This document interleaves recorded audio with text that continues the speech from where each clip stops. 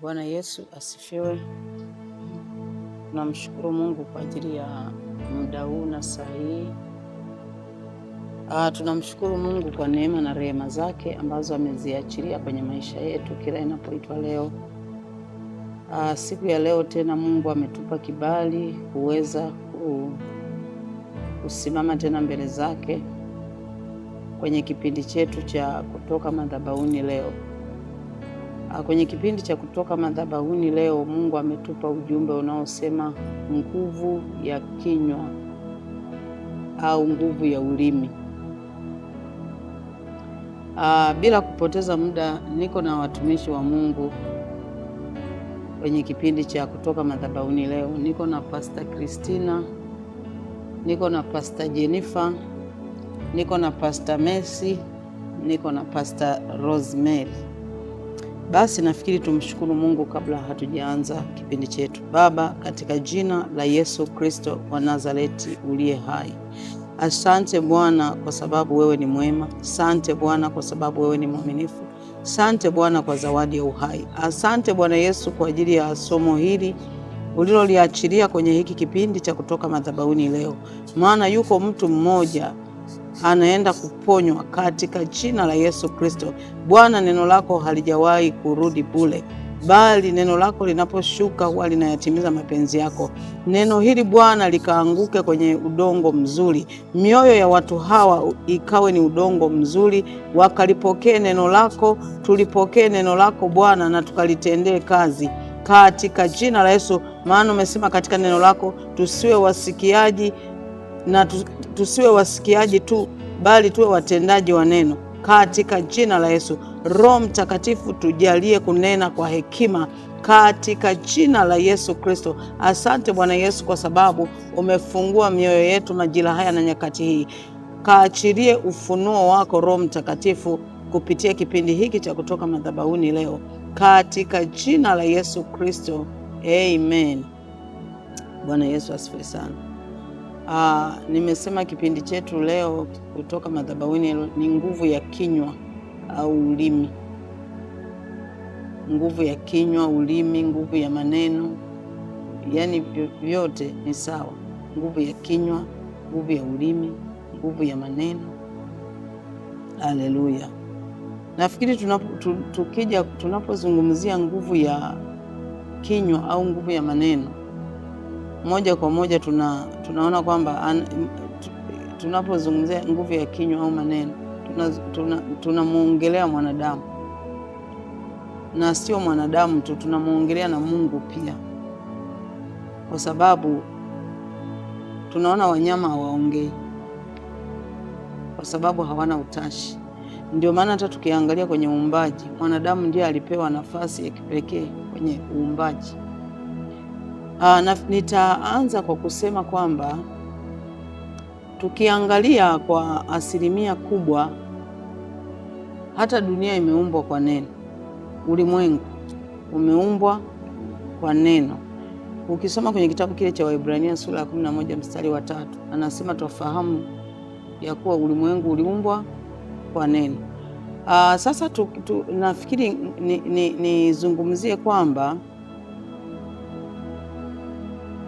nizungumzie tukija kwenye kitabu cha Mwanzo, pale sura ya kwanza mstari wa, tuanzie kwenye kitabu cha Mwanzo sura ya kwanza mstari wa 6.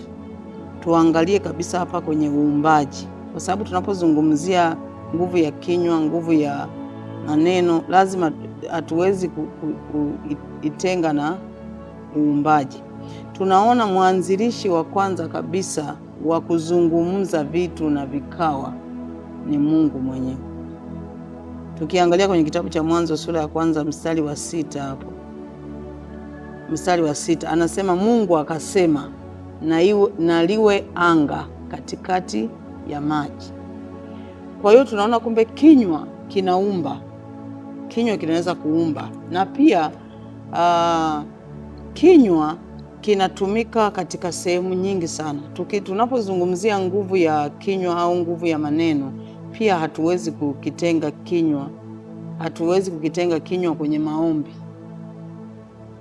Hapa tunaona Mungu aliumba hata kuomba pia ni kuumba. Ndio maana amesema niite nami nitakuitikia, nitakuonyesha mambo makubwa na magumu usiyoyajua. Kwa hiyo maana yake unapoenda kuita unaongea. Haleluya, amen. Kwa hiyo tunaona kabisa hapa Mungu akasema, maana yake anasema, kinachosema ni kinywa. Akasema na liwe anga. Kwa hiyo kumbe tunaona kabisa, kumbe mtu anaweza kuumba kitu kikatokea. Lakini sasa hapa lazima nitoe angalizo, sio kila mtu anaweza kuumba kitu kikatokea. Kwa nini? Anayeumba ni yule ambaye ana asili ya uungu ndani yake, na tunapomzungumzia mtu mwenye asili ya uungu tunafahamu kwamba baada ya anguko la Adamu na Hawa, mwanadamu alitengana kimahusiano na kimawasiliano na Mungu. Kwa hiyo hakuwa na access ya kumfikia Mungu. Kwa hiyo ili mwanadamu amfikie Mungu lazima awe amemwamini Bwana Yesu kuwa Bwana na Mwokozi wa maisha yake, yaani amezaliwa mara ya pili. Huyo ndo anapewa uhalali wa kuumba. Kwa nini nasema hivi? Tukisoma kwenye kitabu cha Waefeso, kabla sijaenda kwenye kitabu cha Waefeso, tukisoma kwenye kitabu tukiangalia kitabu cha Mwanzo sura ya 1 mstari wa 26, anasema Mungu akasema na tumfanye mtu kwa mfano na kwa sura yetu wakatawale. Sasa tunaona ule utawala wetu Adamu alinyang'anywa pale Eden. Maanake Adamu alinyang'anywa haki na umiliki. Huu umiliki akapewa nani? Ibilisi, ambaye Biblia inamzungumza Ibilisi kama baba, kama mungu wa ulimwengu, mungu wa dunia. Sasa tunaona huyu, baada ya shetani kuwa mmiliki wa zile haki za Adamu, tunaona Mungu alimtuma mwanaye wa pekee Yesu Kristo ili aje akomboe zile milki ambazo Adamu alimmilikisha shetani, ili aturudishie. Sasa pamoja na kuwa Mungu amekuja kuzikomboa, amemtuma mwanaye wa pekee aje kuzikomboa na kuturudishia. Sasa wakati unapokuwa sio kwamba kila mtu amerudishiwa. Waliorudishia ni wale tu watakao muamini Bwana Yesu kuwa Bwana na Mwokozi wa maisha yao. Hao tu ndo wana uwezo wa kumiliki vile ambavyo Yesu amevichukua kutoka kwa shetani. Sasa iko kanuni. Unajua maisha yamefungwa kwenye kanuni. Tukiangalia sawa, Yesu Kristo amekufa msalabani, amesulubiwa, akafa, akazikwa, akafufuka, na kweli akashinda. Na hizo milki alifanikiwa kuchukua zile umiliki wetu kutoka kwa shetani. Hasa huu umiliki, ili mtu aweze kupata kihalali, yani aweze kupata, lazima awe ameokoka, amezaliwa mara ya pili, amemwamini Bwana Yesu kuwa Bwana na Mwokozi wa maisha yake. Kwa nini? Nitakuonyesha kwa nini. Nitasoma kitabu cha Waefeso, sura ya kwanza na mstari wa 3. Anasema, atukuzwe Mungu Baba wa Bwana wetu Yesu Kristo, aliyetubariki kwa baraka zote za rohoni katika ulimwengu wa roho.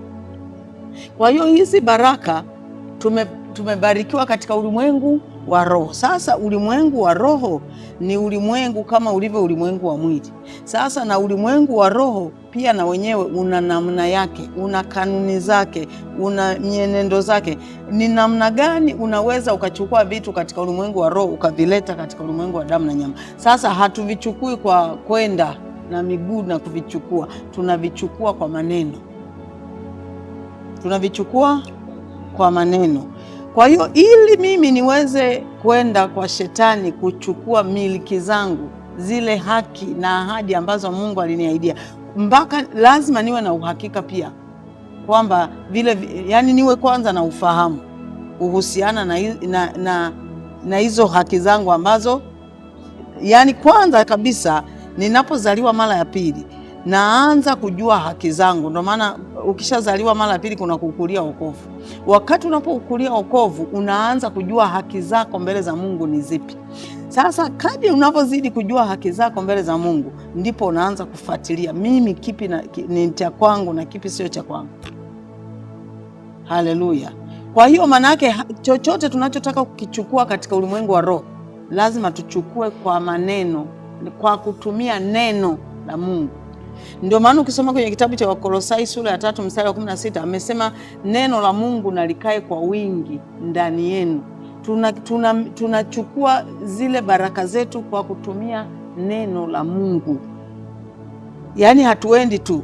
Sasa nataka nizungumze kitu kimoja. Kwa mfano, mtu anaweza akauliza hivi, kwa mfano tumesema kwamba anayechukua hizi milki ni mtu ambaye tu ameokoka, amezaliwa mara ya pili. Kwa nini? Tukisoma kwenye kitabu cha Yohana sura ya 1 mstari wa 12 amesema bali wote waliompokea aliwapa uwezo wa kufanyika watoto wa Mungu. Tukumbuke kwanza hatukuwa watoto wa Mungu. Sasa tumepewa uwezo wa kufanyika watoto wa Mungu. Kama tumefanyika watoto wa Mungu, maana yake tuna asili ya Mungu. Tumezaliwa kwa mbegu isiyoharibika. Haleluya. Na tuna asili ya Mungu. Ukisoma kwenye kitabu cha Zaburi sura ya 82 mstari wa 6 anasema hamjui ya kwamba ninyi ni miungu na wana wa aliye juu. Unaona? Kwa hiyo maana yake sisi tuna ile asili ya Mungu. Ndio maana alisema na tumfanye mtu kwa mfano na kwa sura yetu. Maana yake sisi tuna sura ya Mungu. Maana yake kama sisi tuna sura ya Mungu, tuna asili ya Mungu, tunaweza kuumba. Kwa hiyo kama tunaweza kuumba, chochote tutakachokitaka tunakiita kwa neno, kwa kutumia neno, kwa sababu tukiangalia neno la Mungu, Biblia imesheheni ahadi za Mungu. Kwa mfano, ahadi ya Mungu kwenye upande wa afya inasemaje?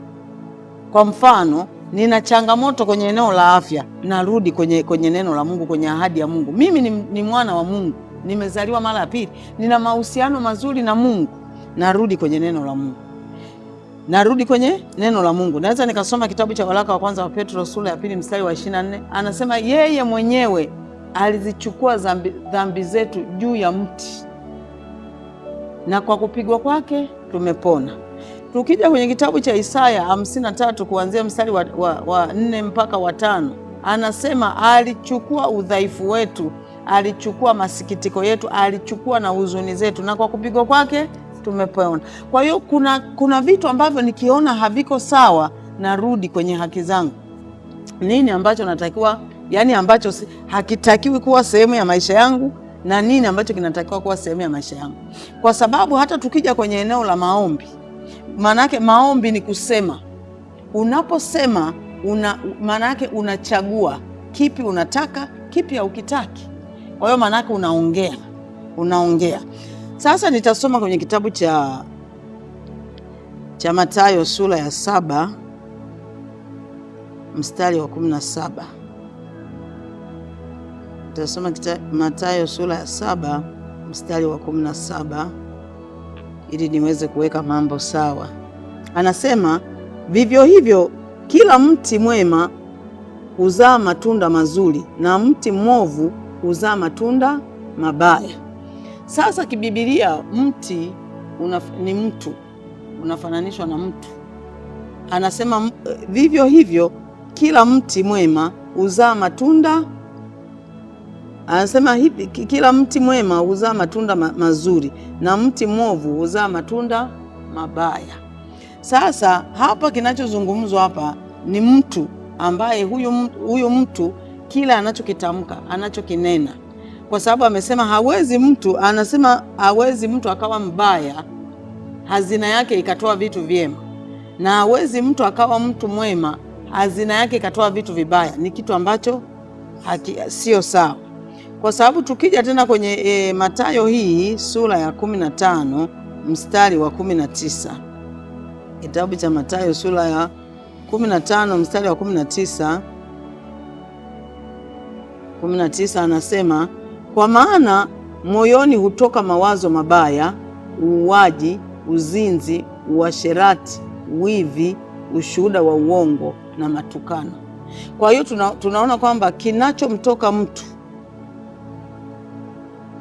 yaani kile kinachomtoka mtu,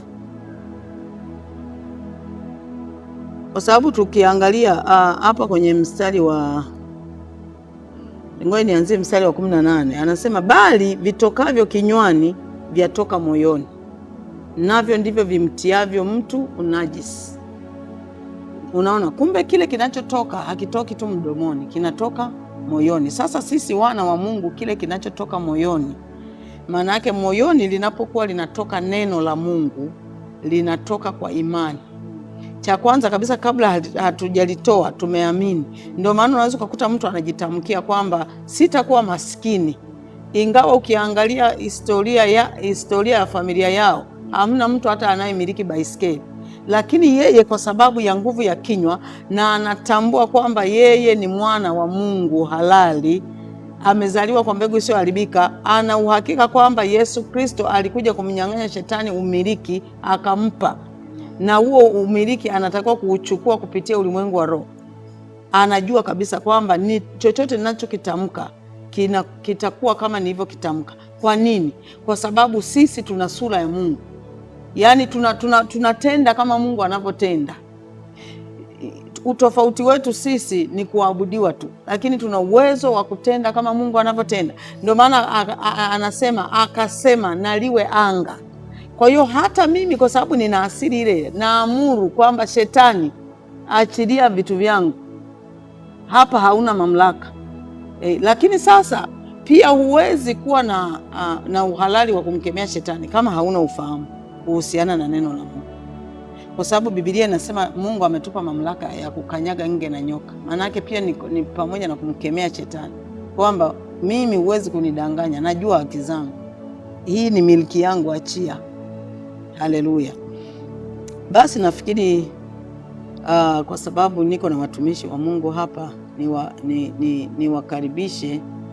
Najua yako mengi sana ambayo mtazamaji wetu leo atajifunza kupitia somo letu la nguvu ya kinywa au nguvu ya maneno. Namna gani nguvu ya kinywa au nguvu ya maneno inavyoweza kuathiri chanya au hasi. Kuna watu wamejitamkia maneno, mtu alitoka anazaliwa, yani anajitamkia mimi, yani amejitamkia maneno hasi. Kwa hiyo maana yake hata maisha yake yamekuwa kama alivyotamka. Kwa hiyo hata mtu wa Mungu anapotamka maneno yake anakuwa kama vile anavyotamka, yani yale maneno yana matokeo. Kwa hiyo huwezi ukawa nje na kile unachokitamka. Maana yake kile unachokitamka unajiumbia, maana yake unayaambia maisha yako, maisha yako yanaongea. Haleluya. Basi nafikiri niwakaribishe watumishi wa Mungu ili waweze kusema yale ambayo Mungu ameachilia mioyoni mwao. Karibu mtumishi wa Mungu, Pastor Messi. Amen. Bwana Yesu asifiwe. Amen. Na wasalimu katika jina la Yesu. Amen. Amen. Somo letu mezani linasema nguvu ya maneno, kinywa au ulimi. Bwana Yesu asifiwe. Amen. Mimi nitazungumzia pande mbili. Nitazungumzia nguvu ya maneno upande wa giza na nguvu ya maneno upande wa nuruni. Bwana Yesu asifiwe sana. Amen. Tunaona kwamba huyu mwanadamu ana asili ya ulimwengu. Kuna asili ya ulimwengu wa roho mbili. Maana yake kuna ulimwengu wa roho wa giza na kuna ulimwengu wa roho wa nuru. Lakini ulimwengu wa roho wa giza ni kwa mtu ambaye hajaokoka bado. Ulimwengu wa roho wa nuru ni kwa mtu ambaye ameokoka. Sasa nianze kuzungumzia kwa upande wa ulimwengu wa roho wa giza. Tutambue ya kwamba kama huyu mtu ambaye ameokoka kwenye kinywa chake kuna nguvu, basi hata huyu ambaye hajaokoka kwenye kinywa chake kuna nguvu, lakini upande ule wa giza. Kwa nini? Kwa sababu gani? Kwa mfano, mtu anapoenda labda kwa mganga wa kienyeji, akaenda kutafuta utajiri au kutafuta mtu ambaye ameolewa, anatafuta mtoto, hajapata mtoto kule kwenye giza. Akishaenda kule kuna masharti ambayo anapewa kama sisi tuliopewa masharti yetu sisi tuliookoka ni neno la Mungu. Na yule ambaye yupo upande wa giza masharti yake yanatoka kule kuna maneno ambayo anaambiwa.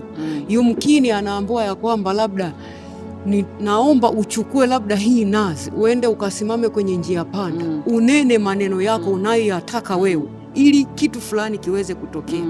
Pale lazima kuna nguvu, kwa sababu pia anaamini ya kwamba ninaamini kile ambacho mganga ameniambia nitamke.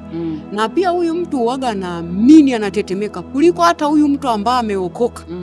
Anaamini sana, kwa sababu mi naona, kwa sababu anakuwa anamuona mtu face to face. Unajua wakati mwingine tuliokuwa tunakuwa tuna imani haba, kwa sababu kuna wakati hatumuoni Mungu face to face. Lakini yule mtu ambaye anamuona mtu ambaye anamwambia hayo maneno anakuwa na imani kubwa sana. Bwana Yesu asifiwe.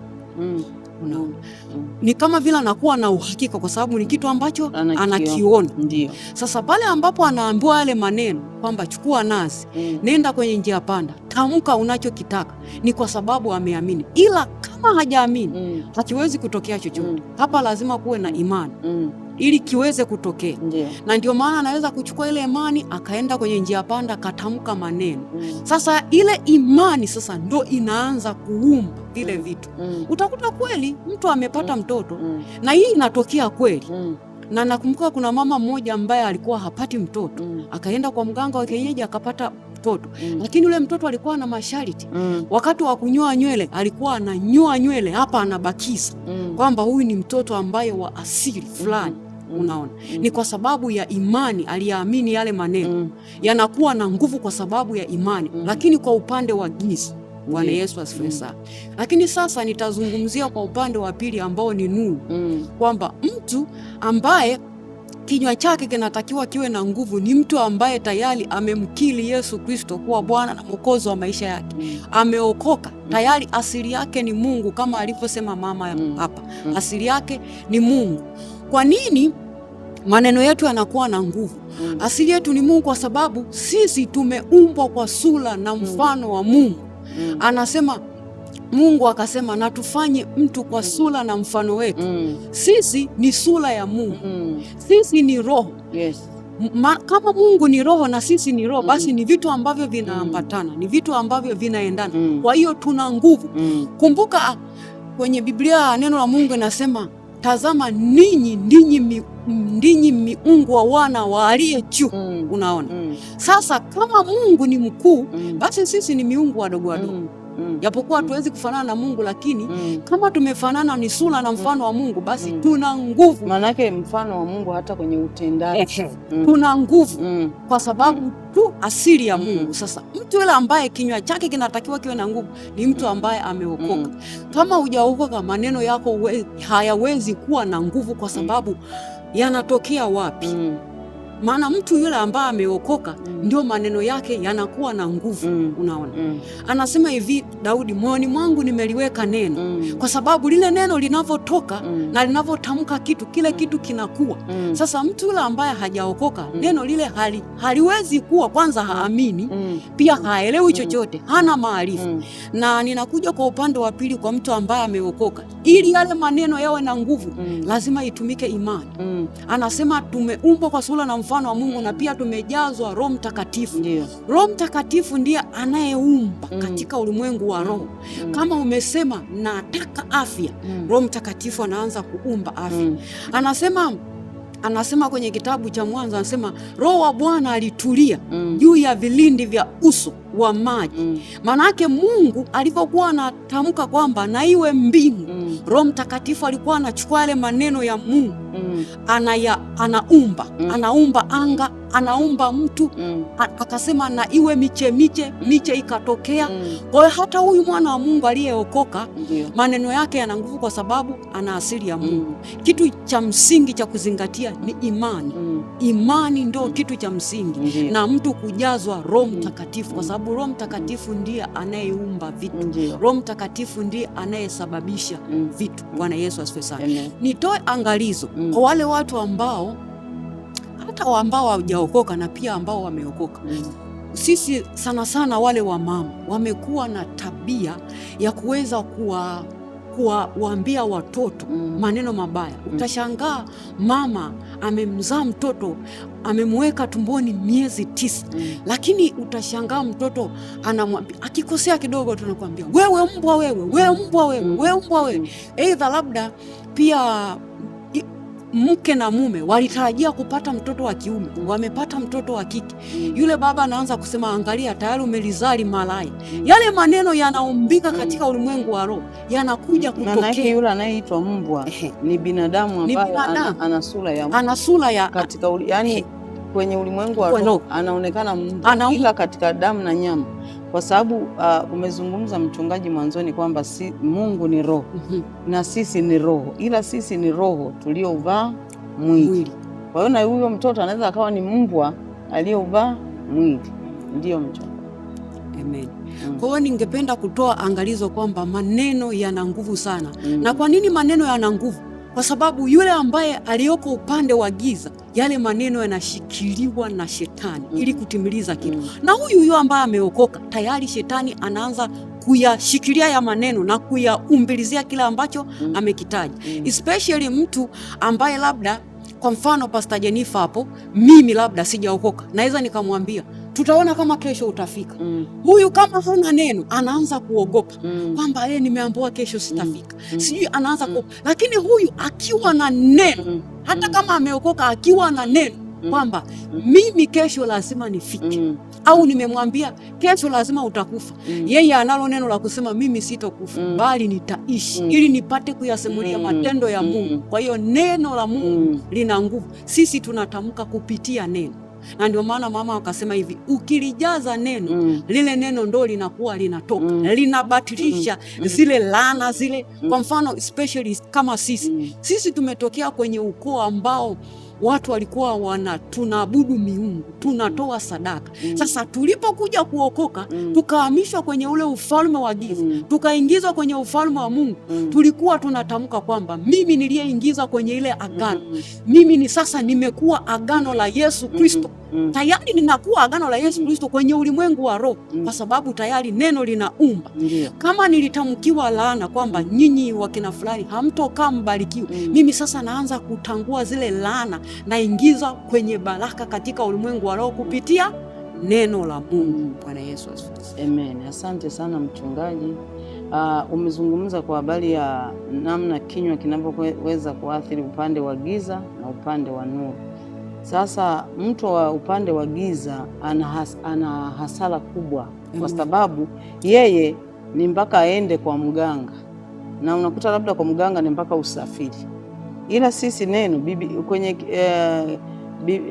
kwenye Ezekiel amesema na lile neno li karibu. Kwenye Waebrania amesema lile neno li karibu. Kwa hiyo maana yake mimi yani sina haja hata nikikaa tu naanza kutamka kile ambacho nataka kiwe na kile ambacho sikitaki. Kwa mfano, ninaweza nikaanza kutamka na iwe afya, sitakufa bali nitaishi, mimi sitakuwa masikini. Sasa huyu mtu anataka katafute utajiri mpaka asafiri aende Sumbawanga, ila mimi nipo tu kwa sababu ninaongea najua nguvu ya kinywa na ile imani inayotokana na neno la Mungu. Unajua imani inayotokana na neno la Mungu ni tofauti na imani ambayo mtu anaamini kwa kumuona mtu. Ni vitu viwili tofauti. Amen. Samahani mama. Karibu. Kuna kitu ambacho nilikuwa nataka nizungumzie kwamba pia kinywa kina faida nyingi sana. Kina faida nyingi ambazo siwezi kuzielezea zikaisha. Kwa mfano, anasema sisi tuliookoka kwenye ulimwengu wa roho kuna benki ya kila kila aina ya vitu. Sasa sisi ni kuchukua kwa kutamka. Kwa mfano kama mwanandoa ambaye ameokoka, anatamani kupata watoto mapacha. Anazungumza, anamwambia Mungu, ninahitaji kupata watoto mapacha. Na ana uwezo wa kupata kwa sababu Mungu amesema, tazama nimewapa baraka. Baraka sio kama kwamba mpaka ziwe hela. Baraka ni nguvu ambayo ile nguvu ina uwezo wa kuketisha kitu fulani, afya, watoto, kila kitu. Hizo ndo baraka. Sasa wewe unaenda katika ulimwengu wa roho, unaanza kutamka kwa maombi, kwa maneno kwamba mimi sitakuwa masikini, nitakuwa tajiri. Ni unatamka chochote unachokitaka. Bwana Yesu asifiwe. Amen. Amen. Karibu sana Pastor Rosemary. Amina mama. Bwana Yesu asifiwe. Amen. Bwana Yesu asifiwe sana. Amen. Kwenye somo letu ambalo liko mezani mwetu linasema nguvu ya maneno au kinywa. Yes. Pia unaweza ukasema ulimi. Pekee kabisa mimi namshukuru Mungu kwa neema na baraka ambazo ameweza kutupa siku ya leo na tumeweza kuiona siku ya leo tena. Amina. Kwa mimi nitazungumzia kama mtumishi wa Mungu alivyozungumza upande wa ambao hawajaokoka na wale ambao tayari wameshaokoka. Kwa hiyo tunaona kabisa kama mtumishi wa Mungu alivyozungumza kwamba tunaona wale ambao kwenye ulimwengu wa giza kuna miungu inayowasaidia ili kutamka, maana yake wameitoa kwenye waganga, kwa wachawi, hiyo miungu ambayo inawasaidia kutamka maneno na maneno yanakuwa. Mtu anaweza, wale ambao wako kwenye ulimwengu wa giza wanaweza kukutamkia kwamba wewe hautafanikiwa, na kweli inakuwa kwa sababu wako kwenye hiyo miungu. Lakini wale ambao wako tayari wameshampokea Yesu Kristo kwa Bwana Mwokozi wa maisha yao, pia ni kama mtumishi wa Mungu pia alivyosema kwamba sisi ni roho na Mungu pia ni roho. Kwa hiyo kila ambacho tunakitamka kile na kinakuwa. Ndio maana anasema kwamba sisi ni miungu na pia sisi ni mawe madogo madogo. Kwa hiyo tuseme sisi ni Mungu wale wadogo, yani Mungu wadogo kama neno la Mungu linavyosema. Kwa hiyo kila ambacho tunakitamka sisi kinakuwa. Bwana Yesu asifiwe sana. Haleluya. Kwa hiyo nitasoma Mhubiri 5 mstari wa 2, anasema usiseme maneno ya ujinga kwa kinywa chako, wala moyo wako usiwe na haraka kunena mbele za Mungu. Kwa maana Mungu yuko mbinguni na wewe upo chini. Kwa hiyo maneno yako na yawe machache. Bwana Yesu asifiwe sana. Kabla mimi sijaelezea hili andiko hili, nakumbuka kuna siku nilimwambia Mungu kwamba mimi nataka nifunge siku 7. Sasa nikaona kwamba mbona mambo bado, yani nataka niendelee kuongezeka. Kumbe Mungu anaendelea, ilo neno ambalo nilitamka Mungu alilisikia, akaliandika pembeni. Sasa kuna siku fulani nikawa naomba, nikakumbushwa, nikaambiwa kwamba unatakiwa ufunge siku 7. Sasa mimi sikuelewa, nikawa nishasahau muda kwamba siku 7 naanza kuwa siku 7 kweli kavu kweli siku 7. Si unajua mwili na wenyewe unataka mambo yake. Kwa hiyo nikawa naanza kudefine, yani siku 7 hizo inakuwaje Mungu wangu. Nakumbuka ni Mungu alivyoniambia ilipita kama mwezi mmoja. Niko na define, yani mpaka nikaanza kukonda kwa sababu ya kuwaza. Naanza kuwaza siku 7 inakuwaje, lakini Mungu alijua kabisa huyu mtu ataweza kuzimaliza. Lakini mimi nilikuwa na define kwa sababu ya huo mwili. Nakumbuka wakati nimechukua hatua nikaanza, Mungu akanisaidia, ndo nakuja kukumbushwa kwamba kuna siku ulisema utafunga siku 7. Na kweli kabisa alivyosema hivyo nikakumbuka ilikuwa ni siku fulani kabisa niliongea na mimi nataka nifunge siku 7. Hao ambao naweza kufunga siku 7, siku 21, hao ni watu gani? Kwa hiyo mimi nikawa nina shauku ndani yangu, lakini kwa sababu ya mwili ndo ukaanza kuwaza mambo mengine. Kwa hiyo unapaswa, kwa mtu yoyote ambaye amempokea Yesu Kristo, unapaswa uongee maneno ambayo ni machache. Usiongee vitu ambavyo usiweze kuvitimiza. Kwa hiyo unapaswa uongee kitu, wewe ni mwana wa Mungu na Roho Mtakatifu. Kwa hiyo ukiongea kitu, Mungu analiangalia neno. Kwa hiyo vile unavyosema neno mbele za Mungu, na Mungu vile vile anaweza kuliandika mahali, anakumbuka. Wewe ni mwanadamu, ndio utaongea utasahau, lakini Mungu anakumbuka. Kwa hiyo unapaswa uongee maneno machache mbele za Mungu. Unapaswa usiwe ni mtu wa kuongea vitu mbele za Mungu na usiweze kuvitimiza. Kuna andiko linasema kwamba Mungu hayuko lazima wapumbavu. Kwa hiyo ukiweka nadhiri mbele za Mungu, unapaswa uitimize. Kama Mungu umemwambia kwamba siku nikipata hela au siku ukinisaidia kwenye biashara fulani nikafanikiwa, nitakutolea kiasi fulani. Unapaswa ufanye vile vile. Usiwe kama yani Mungu asikubariki akakupatia hizo pesa, akakupatia na hiyo kazi ukafanikiwa, ukafanya na ukaweza kulipwa vizuri, mwisho wa siku unaanza kumbagania Mungu kwamba nikitoa kweli na mimi nitabakiza nini? Kwa unatakiwa lile neno lile ambalo umeweza kulitamka mbele za Mungu, unatakiwa ulitimize. Ni kama mama alivyosema kwamba sisi ambao tumeokoka, unaweza ukaongea kitu hapa na kikawa, lakini wale ambao wako kwenye ulimwengu wa giza ni lazima utaanza kusafiri kwenda sehemu fulani kumfuata mganga ili aweze kuwatia ile nguvu ya giza. Bwana Yesu asifiwe sana. Kwa hiyo unapaswa uongee kitu ambacho utaweza kukitimiza, ambacho utaweza kukisimamia. Bwana Yesu asifiwe sana. Nitasoma pia Mithali 18 mstari wa 21, anasema mauti na uzima huwa katika uwezo wa ulimi, na wao wapendao watakula matunda yake. Kwa hiyo tunaona kinywa ni mambo yote. Yes. Kinywa ni mambo yote. Kwa hiyo unapaswa vile unavyokuwa unalitamkia, unavyokuwa unasema vile ni mfano labda wewe unatamani labda kumwambia Mungu kwamba mimi sitakuwa mkia, nitakuwa kichwa. Na kweli nakuwa. Kwamba mimi sitashindwa maisha, kwamba mimi sitakuwa ni mtu wa kutangatanga, na kweli nakuwa. Haleluya. Sitakuwa kama vile misuli. Yes. Kwa unakuwa unatengua yale maneno. Kwa kama wewe umempokea Yesu Kristo kwa Bwana Mwokozi wa maisha yako, kwa kile unachokuwa unakitamka mbele za Mungu na kinakuwa. Kwamba mimi sitakuwa ni mtu omba, na kweli nakuwa. Kwamba mimi sitakuwa ni mtu wakuwa na wanaume ambao sio sahihi, na kweli nakuwa. Kwamba mimi sitakuwa mtangatangaji. Yes. Sitatangatanga kwenye mahusiano. Kwamba mimi sitazaa watoto wasiokuwa na msimamo. Kwamba watoto wangu watafundishwa na Bwana. Kwamba watoto wangu watasimama na Mungu. Watoto wangu hawatakuwa wezi. Watoto wangu hawatakuwa ni watu wa kusumbua, watakuwa ni wasikivu. Na kweli neno linatimia. Kwa hiyo unapaswa uongee maneno ambayo yana matunda, maneno ambayo ni mazuri mbele za Mungu, na yanakuwa. Bwana Yesu asifiwe sana. Amen. Amen. Unaniambiaje mchungaji, kwa mfano mtu ambaye anaongea ila akiamini kila anachokiongea? Nitazungumza wala tayari ambao wameshampokea Yesu Kristo. Kwa Biblia inasema kwamba imani kwa na hakika. Kwa unapaswa yani ni mfano labda umemuomba Mungu labda kitu fulani. Umemwambia Mungu kwamba Mungu, naomba unisaidie, unipatie labda kazi fulani, unipatie labda uweze kunisimamisha hivi ambavyo nimeokoka nisiweze kurudi nyuma. Yani uamini na inakuwa.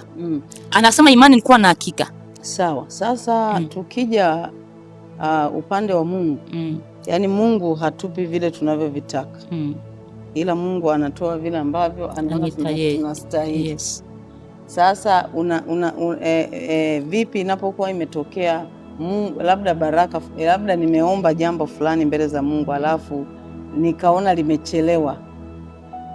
Je, tunda la Roho hapo linakuwa linatenda kazi, au ndo na mimi nitahama nianze sasa kujiwazia? Hicho kitu kiko sana mama, kwa kweli. Yani hata endelea mama. Sawa. Nakusubiria. Kama kipo sana tufanyeje? Hicho kitu kiko sana, yani ipo kwa sana hata kwa wale ambao wameokoka na ambao hawajaokoka. Hiyo kitu ipo sana. Mtu unaweza ukawa labda umeomba kitu kwa muda mrefu, mbona mimi hakitimii? Ni mfano labda kwa wale ambao wako wanatarajia labda waingie kwenye mahusiano, tuseme kwenye ndoa. Kwa ukikaa muda mrefu unaona mambo hayaendi. Lakini neno la Mungu linasema maneno yote yamehakikishwa. Yani hakuna neno ambalo liko nje na yani Mungu, unajua Biblia imesema Mungu sio mwanadamu. Yes. Na Mungu hasemi uongo. Ndio. Kwa hiyo chochote anachokisema kinakuwa hivi sasa. Kwa hiyo maana yake hapo shida inakuwa ni nini? Ni kweli nimeomba, nafuata kanuni zote za Mungu, Maanake ndo maana Biblia inasema tunda la Roho ni upendo, uvumilivu. Maanake kwenye eneo la uvumilivu lazima watu watambue kwamba watambue nyakati, kwamba ni kweli mimi nimetaka mwaka huu. Mimi kuna rafiki yangu mmoja aliniambia, ni mwaka 2017 aliniambia kwamba Mungu asipompa mume anaacha wokovu. Yeye aliokoka kutokea kwenye Uislamu. Na kweli alipoona hajaolewa akarudi. Manake kule satakuwa alienda kuwa mke wa pili labda, kwa sababu inategemeana. Unajua watu wengi hawajui kwamba mwanzilishi wa ndoa ni Mungu. Yes. Wanajua kwamba mwanzilishi wa ndoa ni mwili. Akiona mwili umeanza wakatamaa, anajua ndo basi ndo wakati. Kumbe wakati wa Mungu ndio sahihi zaidi. Amina Pastor, barikiwa sana. Amina. Basi ngoja tupate neno la hekima kutoka kwa Pastor Jennifer kuhusiana na nguvu ya kinywa. Karibu sana mtumishi wa Mungu. Asante sana mama. Ninashukuru sana kwa sababu ya neema na rehema za Mungu. Kwa majina yangu ninaitwa Pastor Jennifer Geoffrey Kitundu. Namshukuru Mungu kwa ajili ya siku ya leo kutoka madhabahuni. Mungu analo jambo na analo neno ambalo anatarajia kutuasa na kuturudisha kwenye msingi imara ambao wengi tunatamani kuyafikia matamanio yetu au matamanio ya Mungu au mapenzi ya Mungu kama yalivyokuwa. Nakumbuka nikirejelea mama alisema ya kwamba Mungu huwa anapenda sana mapenzi yake, mwanadamu hayasikilizi. Kwa hiyo tunatakiwa kuishi sana kwenye mapenzi ya Mungu, hasa kwa yule ambaye ameamini njia kupitia njia ya Yesu Kristo. Bwana Yesu asifiwe sana. Nguvu ya ulimi au kinywa au maneno. Namshukuru Mungu kwa sababu hii ni kitu ambayo wengi hata walioamini ni kwamba inawapa shida sana. Mchungaji ametoka kusema pale, watu wanakuwa wanajiumbia mambo kadha wa kadha, akikata tamaa kidogo basi kila kitu kinakuwa nyuma. Mimi nitazungumzia sana kwenye pande mbili ambazo tutaenda kumuona kijana ni namna gani anaweza kutumia ulimi wake au kinywa chake kujiumbia akiwa sasa ambaye tayari amemwamini Yesu Kristo kwa Bwana na Mwokozi wa maisha yake. Nikisoma kitabu cha Timotheo wa kwanza sura ya 4 mstari wa 12 anasema, mtu awaye yote asiudharau ujana wako, bali uwe kielelezo kwa waaminio katika usemi na mwenendo na katika upendo, imani na usafi. Bwana Yesu asifiwe sana. Kitu cha kwanza kabisa ambacho tunatakiwa kunoti hapa, mtu kutokudharau ujana wako inategemeana na wewe uliumba nini kwenye ujana wako. Kuna wengine, kwa nini nazungumzia pande mbili? Kuna wengine walizaliwa kutoka tumboni mwa mama zao, tayari mama alishaanza kumuumbia maneno ambayo ni hasi. Kwa hata kuja kudharauliwa ni tayari kuna maneno yalinenwa. Bwana Yesu asifiwe sana. Kwa nini nimeunganisha pointi hizi mbili? Mama ni chanzo cha kijana huyu kuwa mtu fulani kwa the way alivyotamka. Nakumbuka nikirejelea baba wanatoa ushuhuda sana, anasema wakati mama yake amebeba mimba, kabla hajabeba mimba akasema, Mungu nipatie mtoto wa kiume, nitamuita jina lake, nitampa jina naye atakuwa mtumishi wako. Tamuita Emmanuel naye atakuwa mtumishi wako. Kiukweli tukiangalia wakati yule mama amenena na lile neno limetimia kweli, si ndo amekuwa Emmanuel na amekuwa mtumishi wa Mungu. Kwa mara nyingi sana wamama tunakosea kwenye namna mbalimbali na tunakurudisha saa hii sasa. Kwamba urudi kwenye mstari, watoto wangapi anza kutangua ile laana ulioitamka kwa watoto. Kwa mtu kudharau ujana wa mtu ina depend the way yeye alivyojitamkia na mzazi pia. Kwa kuwa kielelezo pia kwa waaminio ni namna gani wewe umejitunza, ulikuwa unatamka nini baada ya kuokoka. Bwana Yesu asifiwe sana. Bado tena anasema kwenye Zaburi ya 119 mstari wa 9 anasema ya kwamba jinsi gani kijana aisafishe njia yake kwa kutii akilifuata neno la Mungu. Kwa hiyo tunaanza kuona nguvu ya maneno, kutumia neno la Mungu. Mtumishi wa Mungu ameeleza hapa kwenye pande zote mbili. Mtumishi wa Mungu Pastor Messi amesema ya kwamba sisi ni roho. Na kama ni roho tumegawanyika, kuna ulimwengu wa roho wa giza na ulimwengu wa roho wa nuruni. Sasa walioko nuruni ni nini unakitamka? Maana aliyeko gizani akitamka na yeye kitu kinakuwa. Kwa sababu sisi kama ni roho na tumezaliwa mara ya pili, kuzaliwa kwetu mara ya pili si katika mwili, tumezaliwa mara ya pili katika roho. Yes. Na tunatakiwa kuyafanya yaliyoko rohoni kwenye ulimwengu wa nuru. Nini ninachojitamkia? Nini ninachokisema? Yamkini kuna watu wengi wanapitia kwenye mazingira mbalimbali. For example, mimi hapa nikijisemea mimi siwezi jua, nilikuwa natamani nifuatilie nijue kabla au kwenye nalili laana za mababu, na mababu walitamkaga kwamba kizazi hiki kiwe hivi. Kupitia ukahaba imenifanya mimi kupita hayo maisha nianze kuangalia nyuma, kulitamkwa nini, mama alitamka nini. Pastor Messi akatoka kusema ya kwamba mtu anamwambia mwanae, mume wake anamwambia umezaa mtoto wa kike, umenizalia malaya. Malaya yule anakuwa malaya kweli. Kwa unaanza kulaumu kitu ambacho tayari ulishakijengea mlango na ngome. Tayari kile kitu kinapelekwa kama mashtaka mbele za Mungu. Neno lina tabia ya kusubiri wakati. Yes. Kwa maana yake likitamkwa anasubiria. Ukishafikia kwenye ubinti ndio linaanza kutenda kazi. Linaanza kufanya kazi. Bwana Yesu asifiwe sana. Kwa hiyo kijana kuisafisha njia, mimi ninachojifunza hapa, njia ya kijana kuisafisha kupitia neno la Mungu ni yale maneno ulikwisha kutamkiwa tangu mwanzo. Unayasafishaje? Kwa kusafisha ukitii neno la Mungu, ukawa unalisemesha ya kwamba mimi sitakuwa hivi, ninageuza ile laana, ninageuza mimi kuwa hivi, mimi sitakuwa kijana wa hasara, mimi sitakuwa kijana wa ovyo, mimi sitakuwa mtu fulani, yale yaliyonenewa sirini mimi ninayatangua kupitia neno la Mungu.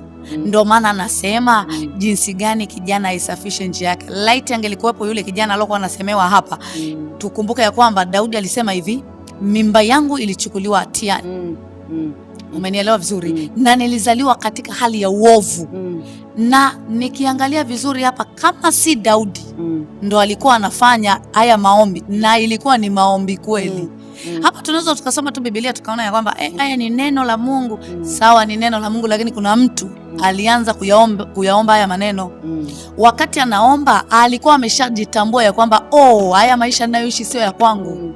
Hapana, mimi haiwezekani. Nasafishaje? Kupitia neno la Mungu. Kupitia neno la Mungu. Neno lako Bwana linisafishe, ile kweli inisafishe niwe safi. Neno lako Bwana nikilitia kwamba umesema nisizini, sitazini.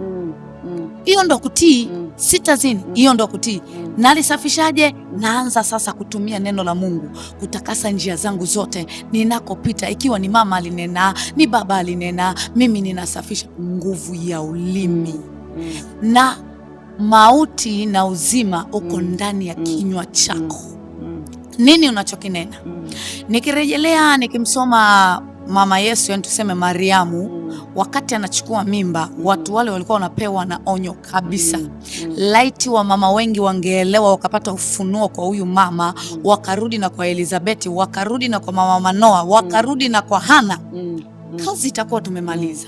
Lakini utakuta mwana wa Mungu aliyeokoka huyo mama ambaye hakinena kwa lugha, lakini kuna saa anaweza kumwambia mwanae, mbwa wewe.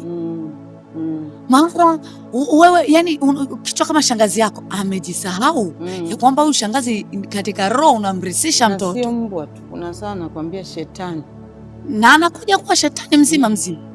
Umenielewa vizuri? Baadaye mtoto akianza kuwa na tabia za ovyo, mwizi, ana tabia za anaanza kuenda kutafuta maombezi. Yes. Kwa sababu sahau kwamba kinywa chake ndio kiliumba. Kwa sababu ngoja nikwambie kitu kimoja. Mtu anaposema mbwa, tunaanza kuona karata za mbwa. Baada ya muda fulani yule mtoto taanza kuona tabia za mbwa, ila abweki tu. Ila tabia za mbwa zinakuwepo. Kwa nini? Tabia ya mbwa sijui mara nzi sijui nini. Mbwa ana tabia ya zile tabia kwa asili ni katika roho. Tukirudi katika ulimwengu wa roho, wanasema ya kwamba zile tabia za uzinzi na nini, utamsikia mtoto anamwambia anapopiga ule mruzi ni kwamba anakuonyesha huyu ni mbwa ambaye ananiita. Umeelewa? Na tayari yule mbwa alishatajwa na mama yake. Unaanza kuona sasa tunaanza kuzurulisha watoto mara kwa waganga wa kienyeji, na wakati tayari nataka kuniambia wale wanaopiga miruzi ukute wazazi wao waliwatamkia kabisa zile ni karata za mbwa. Kwa sababu gani? Mbwa ukimsoma vizuri ukadadisi vizuri ni tabia za uzinzi na uzinifu. Kitu ambacho najaribu kukumbushwa mahali hapa. Kuna siku moja sisi kwetu baba yangu alianza kuzaa watoto wa kiume, akazaa wa kiume. Nilipokuja kuzaliwa mimi peke yangu, nilikuwa peke yangu mtoto wa kike. Alivyoniona akanitazama, nakumbuka sitosahau hiki kitu. Akaniambia, nimezaa mtoto wa kike, hauna faida wewe, nitakutoa uwe faida ya mashamba, uwe unalima usiku mashambani, niwe faida. Sitosahau hili neno. Lakini baadaye kweli nikawa naota nalima mashambani nalima yale maneno aliyozungumza. Nikawa naota natamka nalima usiku. Sasa nikajishtukia nimekuja kujitoa baada ya kuja kwenye hii madhabahu. Sasa yale maneno ili kufuta, baba yangu wa kiroho alivyosema muyafute yale maneno mliotamka, ndo nikawa nafuta, nikawa nakumbushwa. Na pia kuna maneno ambao babu yangu alitamka kwamba mimi nikija kuolewa ninaenda bure kwa mwanaume, silipiwi mali, sifanyiwi chochote kwa sababu sina faida, ni mtoto wa kike peke yangu. Kwa hiyo maneno nikaanza kuyafuta.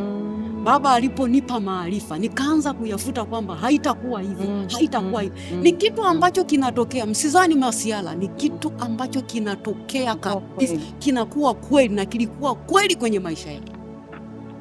Amen. Asante sana mchungaji. Amen. Unaona sasa nguvu ya ulimi ambayo mtu anaweza akawa anajitamkia yeye mwenyewe ya kwamba mimi hapana, yani haya maisha nimechoka, mimi sijaolewa kwa muda mrefu. Hebu ngoja nikwambie, hujaolewa kwa muda mrefu, wewe sio mipango yako. Mimi nilikutana na binti wa miaka 30. Akasema sitaki kuolewa, sitaki wanaume tena. Nikamuuliza kwa nini, akasema wamenizalisha watoto wawili. Lakini ukiangalia namna alivyoelezea, yani mwanaume alikuwa akimpa ujauzito anafika mpaka nyumbani anajisalimisha. Anasema kwa sababu sina kazi muendelee kumtunza, akipata kazi anapotea. Kwaona huyu wa pili naye akaja kwa gia ile. Nikamwambia binti, hiki ni kifungo, kuna maneno ulitamkiwa, unamhitaji Mungu. Amina basi. Yani kwanza ni mbaya zaidi ya kusema ya kwamba wamenizalisha wakati mmezaa wote. Bila ya wewe ungezaa. Yani kusema wamenizalisha ni kwamba unaanza kumzalilisha mtoto wa mwanamke mwenzako. Ni kwamba wote na wewe mwenyewe una makosa.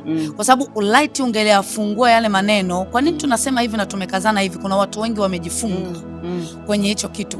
Kwa nini nilikuwa nasemea hivi? Wanawake wa faida ambao wanawake hawa wanne tumewaona kwenye Biblia ni wanawake ambao walilitii neno. Yani pindi anapoambiwa tu. Na mimi nimejifunza kitu. Mimi kama mwanamke nahitaji kubeba ujauzito kwa maelekezo ya Mungu. Kwa sababu kila mtoto anayekuja ana maelekezo kamili.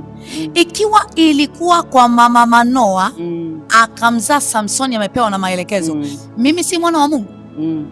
Si ni wale walikuwa wanatumia Biblia hii?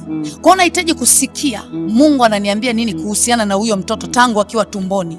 Bwana Yesu asifiwe sana. Kwa tahadhari kwa wamama wengi ambao tunajisahau, na vijana. Kijana, kumbuka wewe unapojitamkia saa hii unaenda kuandaa maisha ambayo uzee wako utakuwaje. Ujana ndo unaoamua nini umejiumbia, nini umetengeneza hapa.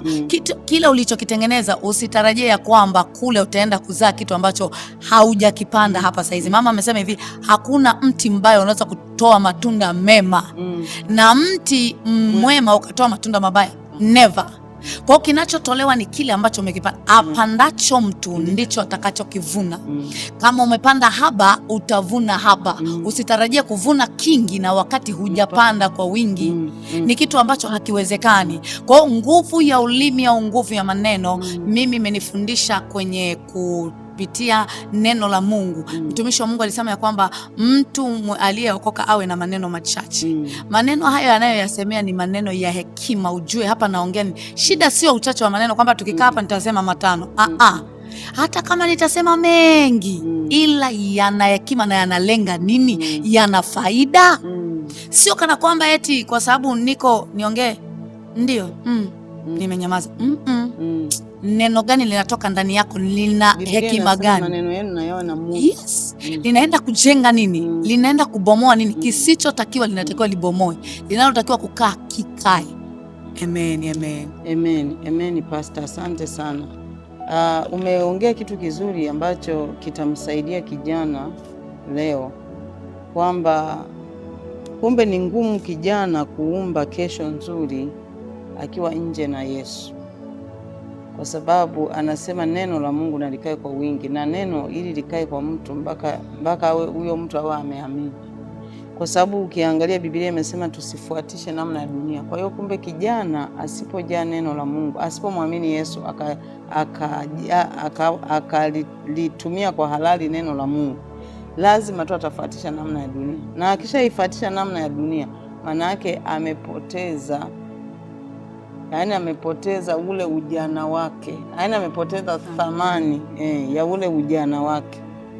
Amina. Karibu sana mtumishi wa Mungu Pastor Christina. Amen. Bwana Yesu asifiwe. Amen. Namshukuru Mungu kwa ajili ya neema yake ambayo ameiachilia tena jioni ya leo. Tunapojifunza neno la Mungu linavyosema nguvu ya kinywa, ulimi au maneno. Bwana Yesu asifiwe sana. Tunaposema nguvu ya kinywa, maana yake kila neno ambalo mimi nitalisema lina nguvu au limebeba nguvu, ambayo hiyo nguvu inaleta matokeo au athari aidha kwenye ulimwengu wa giza au kwenye ulimwengu wa nuru.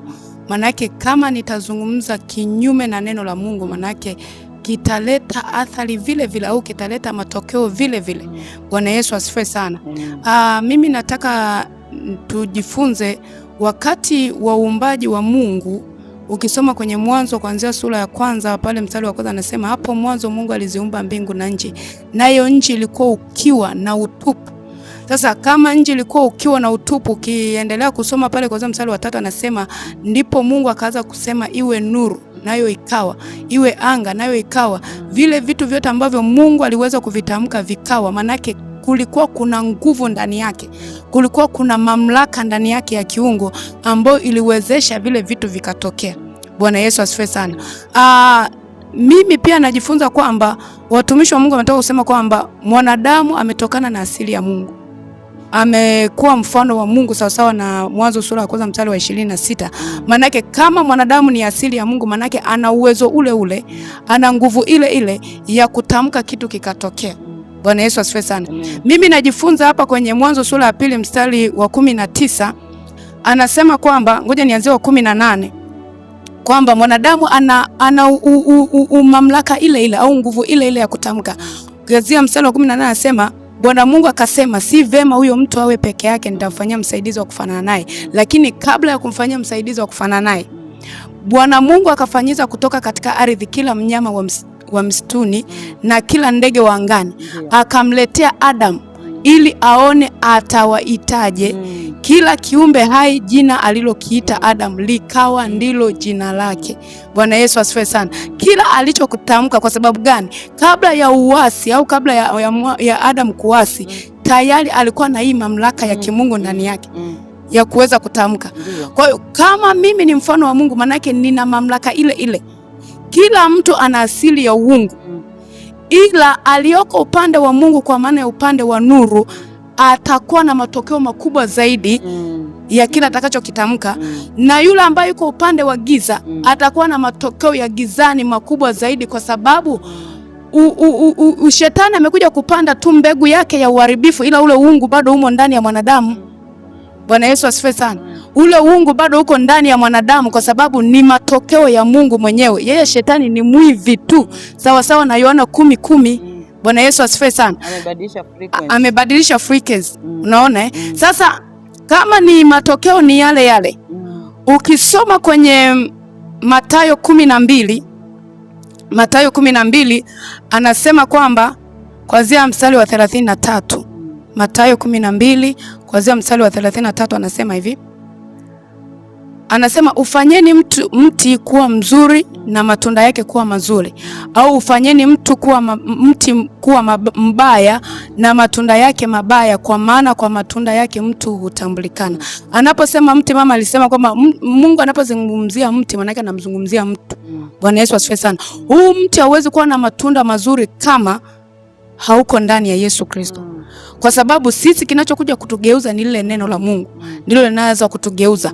Maana yake kama ni matunda kwa sababu Mungu ana wema ndani yake. Na kama ni wema ndani yake, anasema tukuokolewa kwa vitu vilivyoharibika, bali kwa mbegu ya neno la Mungu. Maana yake ile mbegu ya neno la Mungu ndio inayotenda kazi ndani yetu. Bwana Yesu asifiwe sana. Anasema mstari wa 34, enyi wazao wa nyoka, mwawezaje kunena mema mkiwa wabaya? Maana kinywa cha mtu huyanena ya ujazao moyo wake. Bwana Yesu asifiwe sana. Baba akasema hivi wakati anatufundisha kwamba ukiona mtu anatamka we mshenzi, we muongo, we sijui nani, sijui mbwa, sijui nini, maana yake ni kitu ambacho tayari kimejaa ndani yake. Na kama kimejaa, yule mtu hana neno la Mungu. Kwa sababu kwenye Wakolosai sura ya 3 mstari wa 16 anasema hivi, neno la Kristo nalijai kwa wingi ndani yetu. Kwa hiyo kilichojaa ndicho kinachotoka. Bwana Yesu asifiwe sana. Neno la Mungu likajaa, na hili neno linajaa kwa mtu ambaye tayari yuko ndani ya Yesu Kristo. Mtu ambaye yuko nje na Yesu Kristo lazima atatoa matunda yaliyo mabaya. Na pia mchungaji, hata mtu ambaye yuko ndani ya Kristo, yani neno aliweza kujijaza tu akaona limeanguka pu. Yes, lazima atenge muda wa kujifunza. Yani yeye mwenyewe anatakiwa awe na jitihada ya kulitafuta hilo neno. Yes. Bwana Yesu asifiwe sana. Kwa sababu anasema hivi, sisi tunatokana na yale ambayo tunayatamka. Yale tunayatamka ndio anayokuwa anasema aonavyo mtu nafsini mwake ndivyo alivyo. Ukiendelea kwenye mstari wa 35 hii Luka 12 anasema mtu mwema katika akiba njema hutoa mema, na mtu mbaya katika akiba mbaya hutoa mabaya. Basi nawaambia, kila neno lisilo maana watakalo linena wanadamu watatoa hesabu ya neno hilo siku ya hukumu. Anasema kwa kuwa kwa maneno yako utahesabiwa haki, na kwa maneno yako utahukumiwa. Maana yake kile kitakacho kufanya uhukumiwe ni yale maneno, na kitakacho kufanya uhesabiwe haki ni yale maneno. Pia tunapozungumzia maneno, baraka au laana ni maneno ambayo mtu anayatamkiwa au anajitamkia. Bwana Yesu asifiwe sana. Tunaona watu wengi tumetoka kwenye familia, kumekuwa kuna mara wengine hawakai kwenye ndoa, mara wengine hawezi kuolewa, mara mwingine akiolewa apate watoto. Yale ni maneno tu ambayo yalitamkwa. Baba yangu alisema hivi, unajua mtu anapoenda kwa mganga akapewa yale matunguli, Bwana Yesu asifiwe sana, kinachokuja kuathiri sio yale matunguli. Kinachoathiri ni yale maneno aliyoyatamka kwenye yale matunguli. Bwana Yesu asifiwe sana. Kwa hiyo kile kinachotimizwa ni yale maneno yaliyotamkwa pale, ndicho kinachofanyika. Shida sio yale mayai, sio ile nazi, hapana, ila yale maneno yamebeba uzito gani, na yule mtu aliyetamka ana nguvu kiasi gani kwenye ulimwengu wa roho, ana mamlaka kiasi gani kwenye ulimwengu wa roho. Manake kila anachotamka ikiwa na nguvu, ana mamlaka kwenye ulimwengu wa roho, manake kitakuwa vile vile. Bwana Yesu asifiwe sana. Mtu mmoja aliniambia kwamba ukienda kwa mganga akikwambia upeleke kuku, akimchinja damu inapokuwa inamwagika, anaambia tamka unachotaka kimtoke. Yes. Huyo ambaye umekuja kwa ajili yake. Kwa hiyo kumbe shida sio ile damu. Ile damu tu ni kama kiwakilishi. Tufanye ni kama ambavyo mimi ni kama mwili ambavyo mimi naweza nikaja kanisani nikaja nikatoa sadaka, ila ibada kamili ni ile ambayo naitoa kutoka ndani ya moyo wangu.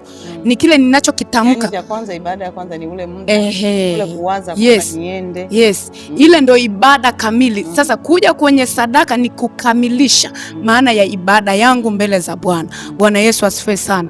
Kwa hiyo nitaka nizungumze kwa namna hiyo kwamba mtu ametoka kwenye familia ambayo ilinenewa maneno, ni kweli kabisa ilinenewa, lakini hupaswi kuishi kwenye yale maneno, bali unaweza kuyageuza na kuishi vile unavyotaka. Tunaona Yakobo hakuwa katika mlolongo wa kubarikiwa. Bwana Yesu asifiwe sana. Aliyokuwa kwenye mlolongo wa kubarikiwa na babake ilikuwa Esau, lakini baada ya kutamkiwa yale maneno, Yakobo akapokea zile baraka kwa sababu ya ile maneno aliyotamkiwa na baba yake. Bwana Yesu asifiwe sana. Tunaona hata Esau anamwambia baba, kwani hauna baraka nyingine? Akasema nimeshamaliza, maana yale maneno niliyokuwa nayo moyoni mwangu kwa ajili yako yameshaisha. Bwana Yesu asifiwe sana. Amen. Amen. Nimejifunza kitu kikubwa sana. Kumbe hata mtu unapotoa sadaka, mtumishi wa Mungu akatamka, kumbe hawezi kutamka mara mbili. Kile kinachotoka ndio hicho. Maana yake kikitoka kimetoka. Kinachotoka ndio kimejaa. Maana yake hawezi kutoa asichokuwa nacho. Ndio maana hapo unakuta mko watu wawili mmekuja madhabahuni, labda baba, mimi nataka unitamkie kupitia sadaka yangu hii. Pale ukiangalia pale hamtatamkiwa wote maneno haya. Kila mtu atatamkiwa kwa namna tofauti, kwa sababu mtumishi wa Mungu amebeba hazina ya kila mtu. Manake ile hazina ambayo ninapaswa mimi niipokee, nitaipokea. Sio sawa sawa na ile ambayo yani hazina yangu mimi akaipokea Pastor Jennifer. Hamna kitu kama hicho. Hata kwenye familia. Yes. Kwenye familia unakuta labda mmezaliwa watoto 6 au 7.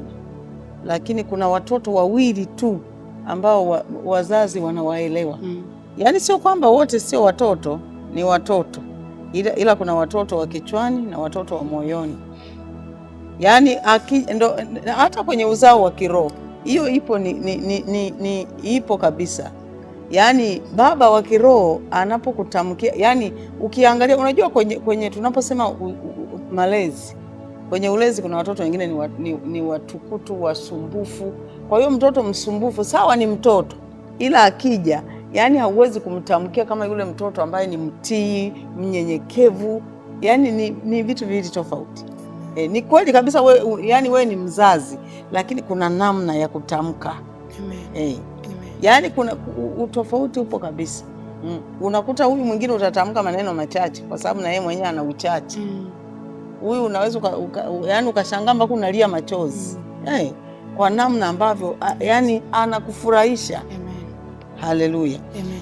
Basi nafikiri tunapoelekea kwenye mwisho wa kipindi chetu, wako watazamaji, wako watu wa Mungu wa thamani wanatusikiliza. Tumezungumza kwamba mtu ambaye yuko nje na Yesu Kristo, maana yake ni ngumu yeye kusikiwa, yani kupeleka yani kufungua kinywa chake akazungumza na Mungu, kwa sababu hata Biblia imesema Mungu asikii maombi ya wenye dhambi. Kwa hiyo tunaona hata mtu ili aende mbele za Mungu lazima awe ameokoka. Sasa usiniulize kwamba mimi mbona nimeanza toka nimezaliwa tumboni mwa mama yangu naenda kanisani. Unaweza kama unaenda kanisani ila hujawahi kuongea na Mungu. Hicho ni kitu ni cha ukweli kabisa. Kwa sababu gani? Iko kanuni inayo maisha ni kanuni. Nilisema toka mwanzo kwamba maisha ni kanuni. Na tumezungumzia nguvu ya kinywa. Tunapozungumzia nguvu ya kinywa, ninapoelekea kumaliza, nguvu ya kinywa pia inaweza kumpa mtu haki ya kuitwa mwana wa Mungu. Ni sawa haujawahi kuokoka, haujawahi kukiri, yani haujawahi kumpa Yesu maisha yako, sio kwamba ndo basi hauwezi kumpa Yesu maisha yako. Iko nafasi leo ya wewe kurudi na kuwa mwana wa Mungu. Maana yake kumbuka kwamba Mungu alivyotuumba tukarudi tukaasi baada ya anguko la Adamu na Hawa. Biblia inasema wanadamu wote yani amesema wote wamepotoka, hakuna hata mmoja atendaye haki. Kwa hiyo maana yake kuna kupitia kinywa chako wewe mwenyewe kuna uwezekano wa wewe kupewa haki. Haki gani? Haki ya kuwa mwana wa Mungu, haki ya kuwa mtoto wa Mungu. Nimesema kwenye kitabu cha Yohana sura ya 1 mstari wa 12, amesema bali wote waliompokea aliwapa uwezo. Kwa hiyo kuna uwezekano ukimpokea leo akakupa uwezo na wewe wa kuanza kulitumia neno la Mungu, kwa sababu vitu vyote vimefungwa kwenye neno la Mungu. Yaani chochote unachokiona hapa duniani kimefungwa kwenye neno la Mungu, ila wale wanaoenda kwa mganga na kuvichukua, wale wanaacha kanuni. Sawa, utaenda kwa vichukua, siku ya mwisho utaenda wapi? Siku ya mwisho kuna kurudi, utaenda wapi? Na pia kitu kingine ambacho naweza nikazungumza kwamba nguvu ya kinywa au maneno imekuwa kimeathiri watu wengi sana, na especially kuna watu ambao wamekuja hapa duniani hawajui kwa nini wako duniani. Ni wale watu ambao hawajalijua kusudi lao la kuwa duniani, na ni ngumu sana, huwezi kulijua kusudi nje na Yesu Kristo, kwa sababu tukumbuke, baada ya kuwa tumeuzwa utumwani, tumeishi kama watumwa utumwani, na akili zetu, Biblia imesema akili zetu zimetiwa giza. Kwa hiyo giza haliwezi kumfanya mtu akaona, yaani akafikiria chochote. Kwa hiyo kuna watu ambao unakuta wanajinenea kwamba yaani sijui kwa nini hata nilizaliwa. Yaani yule mtu mfuatilie vizuri, unakuta anazungumza kutokea kwenye laana. Yaani kwa sababu hakuna neno linalomfariji, yaani anazungumzia kutoka kwenye laana. Ndio maana utakuta watu wengi wamewalaumu wazazi. Unakuta mtu anaanza kusema yaani sijui kwa nini nilizaliwa. Yaani hata haina maana ya kulaumu kwamba kwa nini umezaliwa. Kwa hiyo nataka nikwambie mtu wa Mungu wa thamani, hamna haja ya wewe kujilaumu kwamba kwa nini ulizaliwa. Iko nafasi leo ya wewe kumpa Yesu maisha yako, ili kusudi uanze kujua kwa nini ulizaliwa. Unakuta mtu anaweza kaa anajinenea kwamba Mungu bora tu uje unichukue. Hajui anachokiongea, kwa sababu hajui anatakiwa kufanya nini duniani. Yuko mtu ambaye tayari amepata ufahamu wa neno la Mungu, anawaza kwamba ninafanya nini ili mwisho wa siku nimzalie Bwana matunda. Ila kuna mtu anayesema Mungu uje unichukue, na hajafanya chochote, anakwambia Mungu uje unichukue. Sasa unaweza kuhesabiwa haki kupitia kinywa chako.